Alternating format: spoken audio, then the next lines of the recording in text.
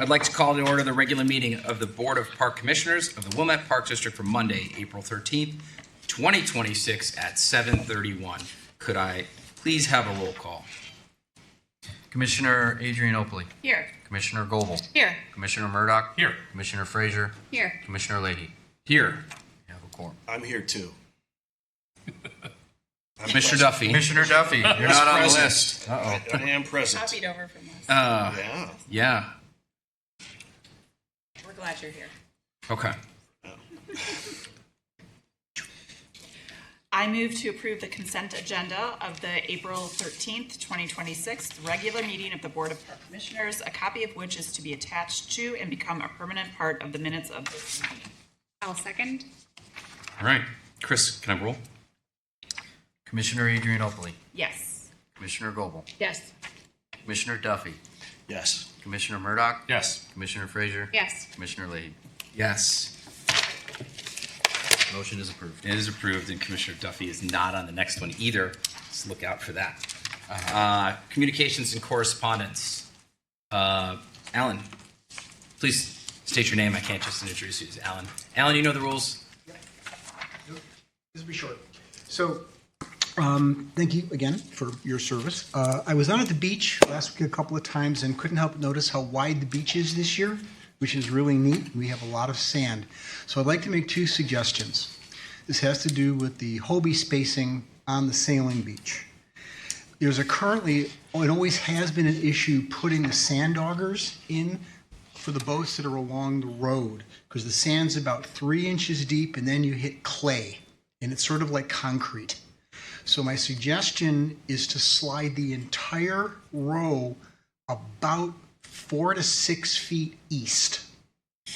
Just push it away from the road towards the water, about 4 to 6 feet east. That'll give a little more sand to be able to push that auger in. And again, we have a lot of beach this year. Second suggestion is to give us about an additional foot in between the boats. That'll give us a little more room to work around the boats, to get things set up before sailing, take things apart after sailing. And again, if you do that, there's 8 boats in the row, that only pushes it another 8 feet.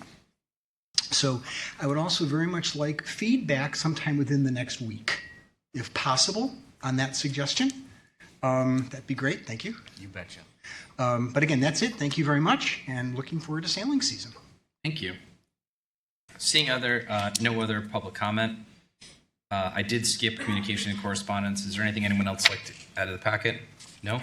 All right, moving on to 5.0 staff reports, executive director report. All right. So later on the agenda, we have the golf maintenance asphalt lot restoration, and the existing lot at that maintenance facility is in pretty poor shape. And so, as we are bringing equipment in and out multiple times a day, the state of that asphalt is really, really poor, which is not good on the condition of the equipment. And mind you, we just purchased leased actually a large amount of mowers and equipment that we're running through there, and it's just at the end of its useful life. So we're going to bring this forward to the board later today.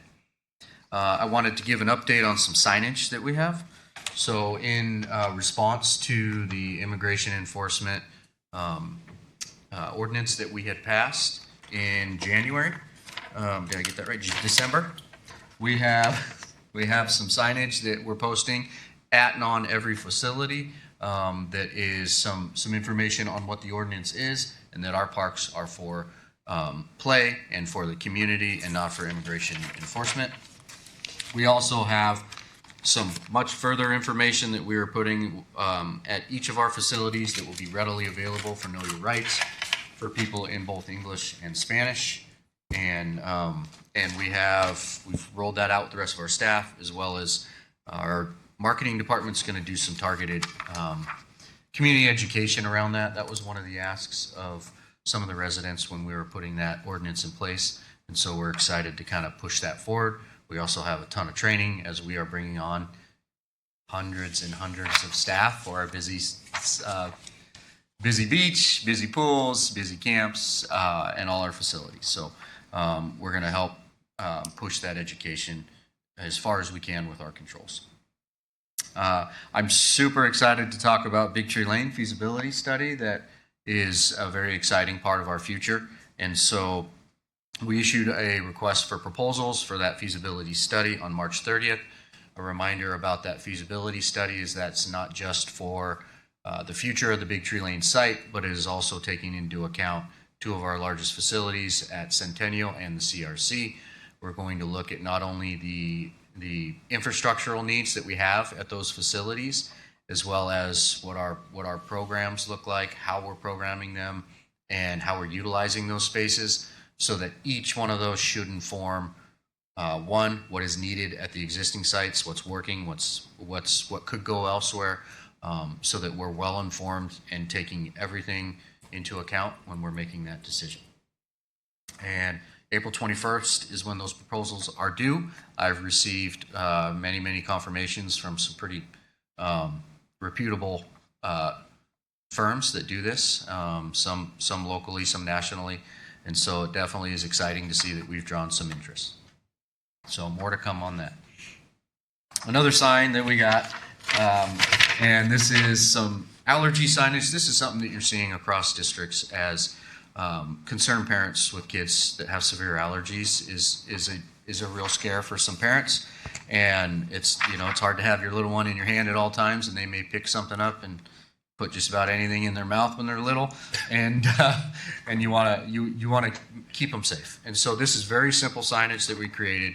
And once we put this together, we actually reached out to the school districts who have playgrounds as well, and they were 100% on board. And so we're able to utilize a similar design for similar education within the community, and we'll help work with the school districts to get them posted both there and at the parks. And Josh and his team are working on getting those signs up.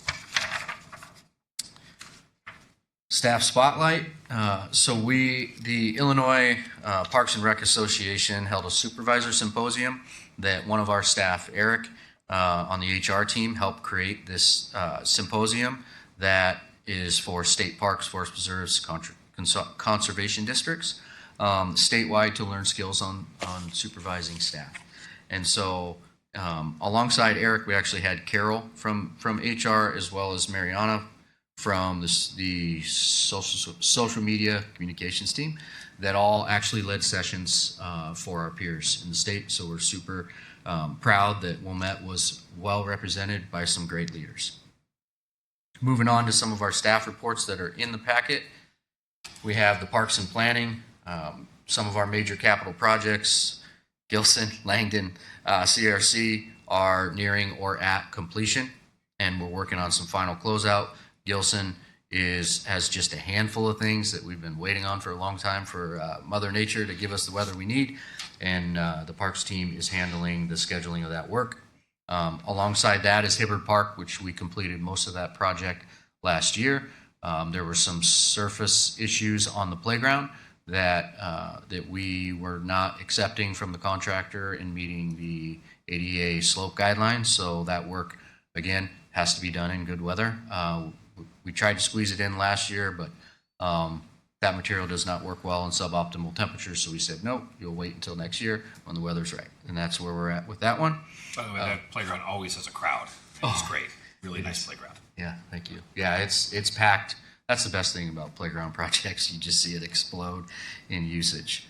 And then, the parks team, kind of like, our recreation team as well, we're going from that winter, spring, then back to winter, then back to spring, and really that kind of transition moment. So the parks team's out. They had to go line our fields and do all the field prep, as well as start turning on water. And matter of fact, the team's already been in the pool facility working hard at Centennial, trying to get ahead of some of that maintenance that it takes, which is really a heavy lift, getting that all the pumps and motors and piping and faucets, everything kind of reconnected. And then let's see, we'll move on to recreation department. There's a lot in the report, so it's hard to summarize in a short period of time. But they again have made a strong transition from winter to spring programming, with great registration numbers, increased participation so far this year, and continued growth in our internal programs, which is a focus. were talking about a little bit earlier. Some of the key events that we have, egg hunt and bunny brunch were great. It was a little chilly that day, but they still brought everyone in, which was great. And we saw solid attendance with community engagement and some increases year over year. Summer hiring, seasonal staffing are a high priority, and overall we're in pretty good shape. And so big kudos to both the recreation team and the HR team for the amount of work that it takes to bring in all of those important staff. We have a WISE workshop. I wanted to mention that our rec team came up with that idea. Dave and Doug have really spearheaded this effort. It's an internal conference for our staff, led by our staff. And so it's Wednesday morning, and I think it's a really, really exciting idea. We have sessions on the people who power our parks, so giving our staff a well-rounded look at everything that we do and everything it takes to get to that summer camp, right? And that it truly is a team effort. We've got a look into sports officiating, critters in the parks, intentional time management and productivity. And this is great, listening like a detective, what true crime teaches us about customer service and how we can improve our customer service, which is really important. Moving on to the operations department, we talked a lot about signage that we have here. Safety messaging, DEI initiatives are being expanded. We're improving communication. The marketing team has done a great job, really pushing the envelope on what's working well and take advantage of that as we move forward. Marketing efforts are continuing to drive strong engagement, and we see that reflected in our spring registration. And our website traffic remains high. Email performance and social media reach are at increasing levels every month. Sustainability initiatives continue to grow. We have seen an increase in the composting participation. We had a launch of an anti-idling campaign. That information's in the report, which was also another way to pull the community in and get some input. And also we're working on some resource-saving projects. At Centennial, you'll notice, many people already are taking advantage of the free mulch that we have brought back for the community that will remain in place as close as we can to the pool opening for the season. And then we'll pull all that out of there, clean it up, and fill it with cars for families going swimming. And then the annual report. So that's a really exciting piece. We're working on our annual report. It's a ton of information that we're going to try to compact into just a short few pages there that we will push out later this month. And look forward to seeing that. It's a nice snapshot of everything that we do as an agency for 2025. Finance department, on the final department update, we have year-to-date financial performance is favorable. Expense savings are primarily due to some of the delayed hiring. We had some staff turnover that we are working through. We had a handful of retirements, and so we have HR team is busy not only hiring seasonals but also bringing in some of our key full-time staff. We have capital spending trending a little bit behind due to the timing of projects. We've had some updates on the progress for the Centennial Cooling Tower, which is really our major capital project this year that we are working really closely with ComEd and seeing some movement on that end, which is exciting to see. And then key initiatives, including near completion of the annual audit. We actually have our first draft back. Sheila's got it, and she is looking at some of their comments and disputing one in general that I think she's already gotten great progress on. And so overall, very positive. The turnaround was very quick, which is usually a pretty good sign on less back and forth questions that they have for us. So that means that we gave them full and complete information. We're hiring an accounting manager, and which is proving challenging, and we're going to bring the right person in and look forward to getting there. I'm sure Sheila does too. And then on the IT side, we're working through some infrastructure upgrades, supporting operations, and also registration as we do this flip over to get into the summer season. There's always a lot of work for that IT team moving forward.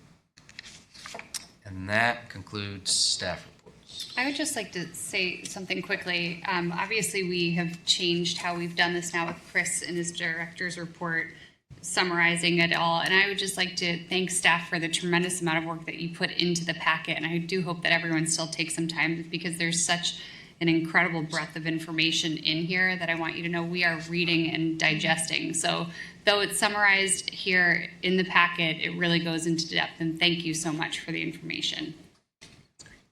Alan mentioned some Salient Beach things you're going to get back to. There's hopefully within a week. Couple days. Along those lines, because the beach is wider, we've seen a decent amount and heard some feedback about junk on the beach.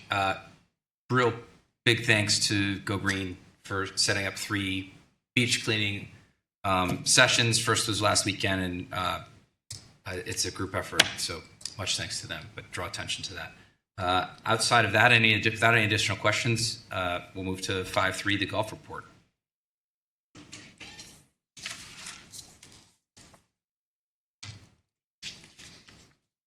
We can just get this to work then. The rest of it's downhill.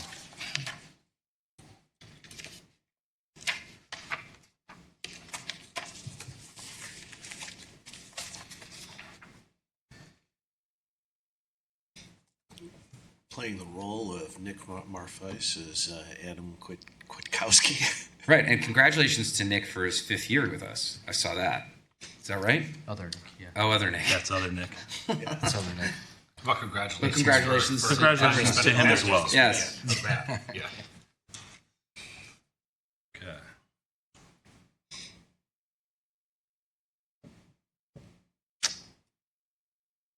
System's being controlled back there, so I can't do it as the way I was doing it before. Is there a way that we can have her pull this up? Hey, Karen. Well, then we'd have to reveal that she exists, and that's a secret. Behind the door. Oz, can you tell me?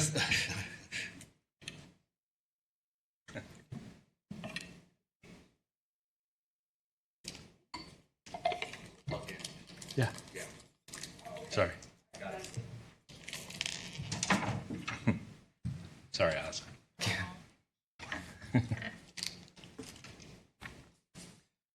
Oh, great and powerful.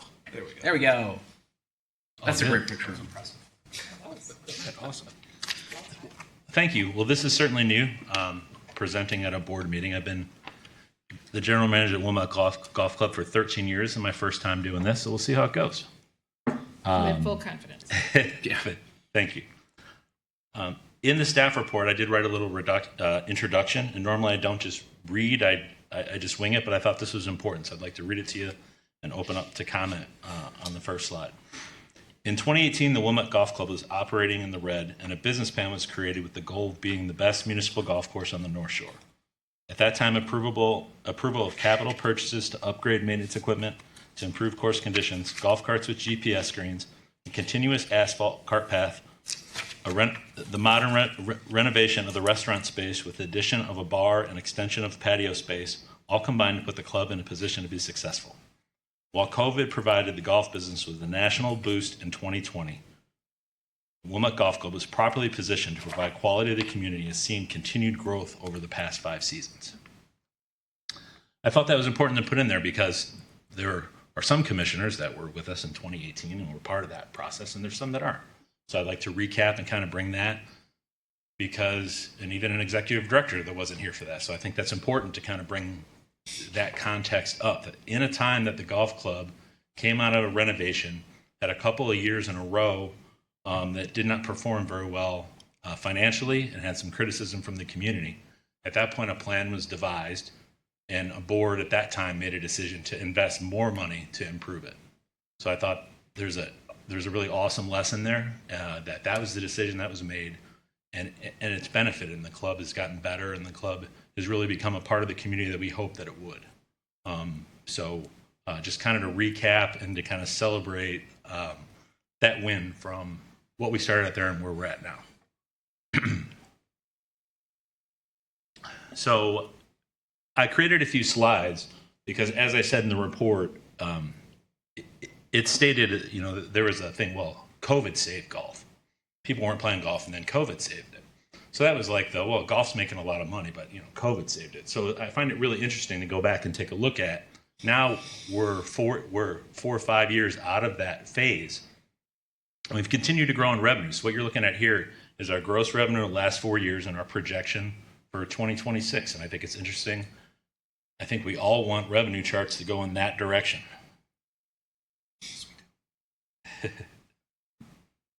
Driving range revenue is also quite incredible. Before COVID, the driving range was doing less than $100,000, and to have those numbers, to be, we did benefit in 2024 from the Winnetka Park District's range and golf course closing, and spring hit March 3rd that year, so that was a huge kind of outlier year. But with Winnetka reopening, people going back and not having the early spring, the range revenue is kind of held in the $400,000 range, which is truly incredible, and 4 times the business it did just 6 years ago. So it's an interesting note there. Rounds of golf, again, like we said, 2024 was kind of the outlier because of Winnetka, but we've continued to grow and continued to maintain at this level. The numbers prior to COVID were less than 30,000. So COVID gave us that bump, but we've continued to grow and continued to improve over the last 5 years. Permanent tee times, this is real interesting. We just had the lottery last Wednesday, and this is, men and women of the community come together and they want to purchase their foursome for the entire season up front. And everybody wants to play at 8 o'clock. So we have 46 foursomes that all want 8 o'clock on Saturday and Sunday. So what we've always done at the Wilmette Golf Club is do it the only way we can make it truly spontaneous and random. Everybody gets a ping pong ball and we put them in a big thing and we make a party out of it. So we had appetizers and a party at the lawn, and we kind of shake it up and pull each ping pong ball out one by one. And when your number gets pulled, you can come up and pick what time. And that's your tee time for the year. People treat them kind of like season tickets. They have their 9-10 on Sunday at Wilmette Golf Club, and there are 4 that can make it that week. Sometimes, they'll invite other people and family when they have them in town. It's really become quite a tradition. It's increased, post-COVID. It's increased every year. We've been able to get a few more groups, and it's quite a commitment. There was a huge decline, COVID, and even before COVID, because of it's just hard to commit to that many weeks of golf. With kids' schedules and everything else, it's just hard to commit to that many weeks. But as the course became busier and as the course became tougher to get a tee time, it was like, look, it's like when the Bears are winning, you want to make sure you get that season ticket, or else you're never getting them. So that's kind of what's happened at Wilmette. So we're getting more and more. Of the 46 this year that we just did the drawing for, 27 of those groups are Wilmette residents. And to get that first phase of the drawing, all 4 members of the group have to be a resident, and they have to purchase a gold membership, which is our largest membership. And if you have 4, then your ping pong ball goes in first. So residents do get a little preference in that setting, which we think is important. Memberships in total, this is another, hugely interesting number to see that we, even post-COVID, when there was such a big boost, we were less than 500 in 2022. And for the last 3 years, we've been north of 600 and expecting 655 for this year. For 2026 is our projection as of right now. Big part of that, again, the permanent tee times, that's 4 more members in each of those groups. That's a big part of it. Our Women's Golf Association, our Women's League, is the biggest it's ever been. 5 leagues play 3 times a week, and they're all in this membership number as well, which has increased it. And as you'll see on our next slide, our junior memberships have really exploded. This is a combination of kids being comfortable playing at Wilmette and really being a community facility, and also taking advantage of let's just say, difficulty, tightening of some other area golf courses where kids are less maybe able to get tee times, whether financial or there's a number of private clubs in the area that are undergoing renovation, and tee times when they come back online are extremely difficult to get. And kids are kind of the last to get those. So we've seen a little bit of bump in junior golf. These are obviously, doubling since 2022 with the number of junior members, and it's created quite a fun culture out at the club. So something we're real happy with. We stay committed to junior golf, whether it's hosting tryouts for the local high schools, IHSA conference, regionals, sectionals, and it's kind of just created both competitive players and kids that just want to come out and maybe join family golf and have fun with their parents. That's really all I have. There was some more stuff in the report, so I'd open up to anything I covered on the slides or anything that was in the report, see if anybody has any questions. It's a great update. Thank you. You know, it's nice to see that the golf course continues to grow and that especially junior golf is growing as the future of the sport. You didn't mention in your presentation, but it's in the packet. Programming is at capacity, which is exciting, whether it's family golf, men's, women's, adult classes. So it's nice to see that as well. Yeah, that wasn't in the packet because that chart goes like this. Our programming numbers were, space limited, range limited, and access to the tee sheet. So we've been able to keep them where they're at, but it's definitely our advanced players class this year is filled up with 100% revenues on the first day of registration, which that's never happened before. So it'll be fun. That's like the next level kids that are really getting out and playing a lot of golf. So that was really fun for us, and to have that be all residents. Be a fun summer for that program. It's great. I had two questions. Maintenance work, keeping all this together. What's on the horizon? I know we've talked about golf master planning, and there's a lot of discussion about that. We had the well last year, which was super fun for everybody. Super fun. How is the course aging, and what do you see 10 years in the future for us? 10 years. Doesn't have fine. You can get back to me, but I'm more of a question of. It's an excellent question. I appreciate you asking it. I would say, the big thing looming is many of the clubs in the area. I'm sure some of you who played at private clubs or are friends or members of private clubs are doing these big renovations. A number of them that we all can name, and a lot of that is to do the irrigation system because the irrigation systems age, and when they age, then you start having pipes break. Our irrigation system is north of 25, going on 30 years old, so it definitely, in a 10-year plan, needs to be considered. Once you're going to dig a huge trench in each one of the fairways, you may as well start a full project, which involves, in many cases, closing for a year. The closest club to us, Westmoreland, has just undergone this exact task. I don't know that our renovation be quite the level of what they're doing, but that's what starts it, is the ability to have to replace that at some point.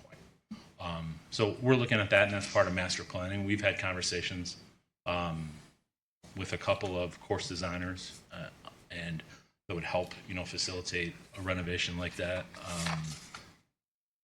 So yeah, there'd be a number of steps. Obviously, our superintendent, Nick Marfisi, would be a huge part of that, and could speak more to some of the agronomy part of it. And I didn't mean to jump you on it. I wasn't. No, it's fine. something that crossed my mind as you were Comfortable with saying it, and thinking of all the other things we've got coming down the pipeline. Where it's like, well, how do we? It's a big one. How do we start to perhaps start saving ahead now for that? If you look, and if you look at our strategic plan, it is listed in there. It's listed in part of it, knowing that that's coming down the pipeline. And then the other question I always ask is the junior golf. My understanding is that's basically the same price per round. It was last year. It ended up being a pretty affordable price per round for the club, given. Yeah, we went up $25. Right. But at the end of the day, you had a bunch of kids that didn't play and a bunch of kids that played every day. So to offset, we are in a little bit of a unique situation in Wilmette that we have 110 kids paying $625, and there are going to be some kids that play probably 50 times, and you can do the math and see, ooh, they're getting a good deal. But they're outweighed by the number of parents that are willing to pay $625 and their kid plays 3 times. So it's kind of like a gym membership. It Works. It evens out. And it's a great program. It's so fun to see them out there. We did, when there was a big bump, we used to not let them play at all on weekends. Juniors weren't allowed, and we switched it. They can play after 3:30. And I think kids started to see the value. We saw a little drop-off on Saturday and Sunday nights, so that was a way to kind of re-energize that time of night. So it kind of did 2 things, I think. I have a question about the restaurant. I was with some friends, and we were talking about locations where people go, and somebody said that the Wilmette golf course is like a hidden gem, right? Like it's a great ambiance, great food, good vibe. And there was a follow-up question about whether when there are golf outings, can you still eat at the restaurant, or does the restaurant get kind of bought out by whoever's hosting that event? And excellent question. There's some pretty specific rules on when buyouts can happen in the off season, so like October through April 15th in the main space. And then what we did to accommodate golf outings, we put a tent up kind of behind number 10. So there'll be golf outings where the outing will be in the tent and people can still be in the restaurant. There have occasionally been times when there's an event, whether it's such a big event we do it, or it is something tied to the community and they want the inside space. Sometimes it's weather driven. It's an event that they'll get the inside space. So I'm not going to say it's never happened, but it's not the plan. If you look at our website, there's different. What the lawns events team does is we have it broken. There's like different names. There's like garden patio, tent, and there's like different prices and different names for what you can rent out. But we do always try to provide an opportunity for a stop-in diner to be able to grab a drink or have a sandwich. Sometimes it could be limited menu, or you have to sit outside, or it's only inside because outside seating's for this event. But we juggle the space as best we can for only having one room. Thank you. Great question. I have one last thing, and then I'll close it up. So, I was writing out some of the things you wrote. So we have a very vocal men's and women's golf league, right? Clubs. Yeah. Clubs. Clubs. We have a discerning customer base that travels often from the city to play, right? So these are high touch customers. At the same time, we have a extremely popular junior golf program where these kids, like you say, feel comfortable. And we talked about Gator Golf, us being the sponsor there. You wanted for the last 6 years at the NSSRA. I mean, what a mix, right? It's real credit to you and your team and a real reflection, positive of Wilmette, that the golf course is truly a community-based golf course, right? It's not going for the dollar. It's not overplayed. You've reached this wonderful balance and deserve a ton of credit for it. And these are your words. I mean, it's pretty impressive that we know those men's and women's golf people will tell us if something's wrong, and you had 45,000 rounds there last year. So Yeah. Thank you. Well All right. done. Thank you. Thanks so much. All right. Lost my agenda. Great. 6.0, unfinished business, seeing none. 7.0, new business. All right, I move to approve the paving contract with Patriot Pavement Maintenance for a total of $109,222.50. Chris, would you like to tee us off? I'll second. Oh, yes. Second. Chris, discussion. Yeah, so this contract that we have in front of us is, as mentioned in my director's report, is for a much needed, basically the kind of the heart and soul of the maintenance team, being able to get in and out of the maintenance facility with every one of our mowers and pieces of equipment on a daily basis.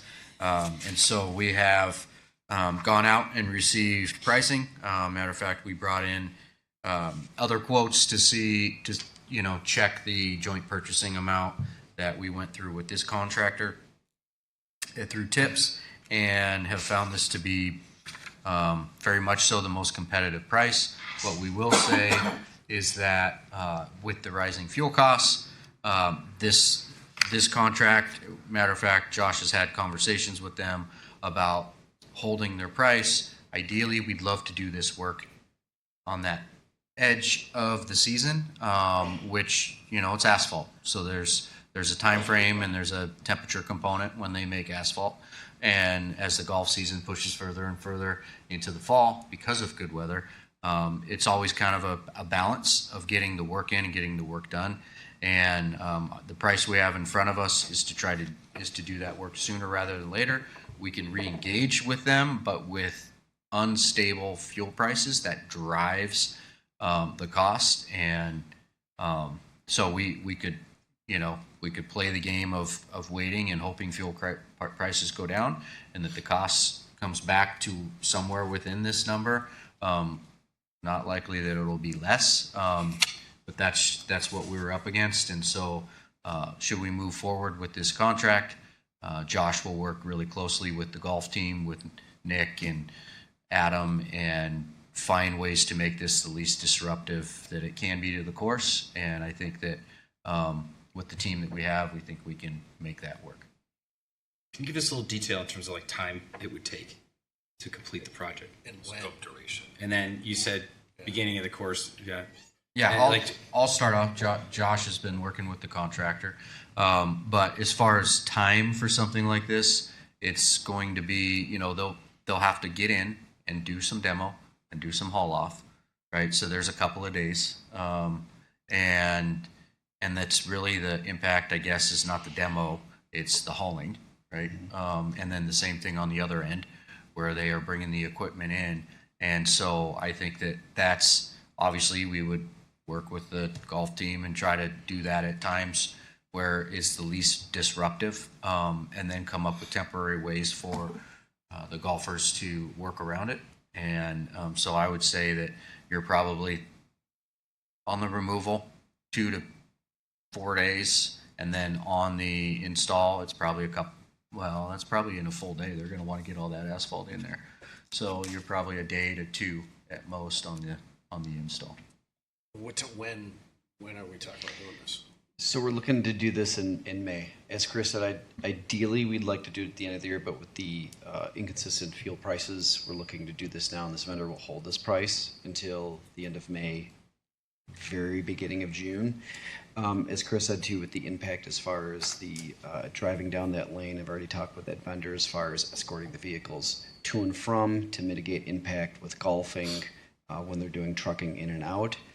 Back in the maintenance area to get this done in that time frame. So as Chris said, just a little over a week worth of time to get this project done. Week and a half. So you're saying there's going to be a week of disruption of play, Week and a half. week and a half of disruption of play right at the beginning of the season.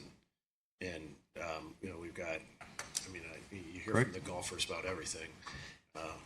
We can't put the carts on the course because it rained. It's just, so I guess I'm concerned about interruption of the beginning of the season with this. And so my notes on it were, the time is really important for the operation of the course, like, the use of the course. And I understand that the area that we're talking about is basically surrounding the maintenance shed. Correct. Because the path that runs down and down between, what was that, 8 and 9, around in round 2, in between the tee box and green of 2, that was all done when we did the cart path restoration. But we're talking about all that area that's around the maintenance shed.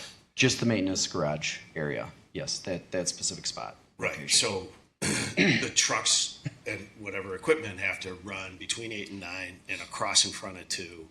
And then the three tee boxes adjacent to where they're doing all that work. I am concerned about interruption of play and with the people. I know that we did the cart path, and that was a much larger project, and we elected to do that at the end of the season so that we wouldn't run into as much problem with play. And so right now we're proposing to do it right at the beginning of the season when everybody's anxious to be out there and playing. So again, I'm concerned about the interruption to the golfers. We've got a very vocal group there that, what do you say? What would you call it? They're very passionate about this. I completely understand. I think if we get the communication out early, work with the golf course, Adam, his staff, and our contractor, who we have utilized in the past with the park district, I think we can make this as least impactful as possible and get this done. The other thing that we're running into too is we're trying to do this early, but we run into the situation where the groundwater level is high. It hasn't been baked off from the 80-degree days, so doing it too early causes the opposite effect of if we do the asphalt now, you'd have the issues of in 5-6 years that asphalt could fail because it didn't have good compaction binders, everything. So that would mainly make the end of the season the best time. But as we had said, with what's going on in the current environment with the world, as far as fuel pricing, and the other price that we had gotten or received was significantly higher than our budgeted amount, and we verified that this price was a good price. So this is all driven by our worry about the price of what the project could cost if we do it in 4 months. There's also the elements of the new equipment, is my understanding when I asked you about that. Along with that too. Yeah. New equipment.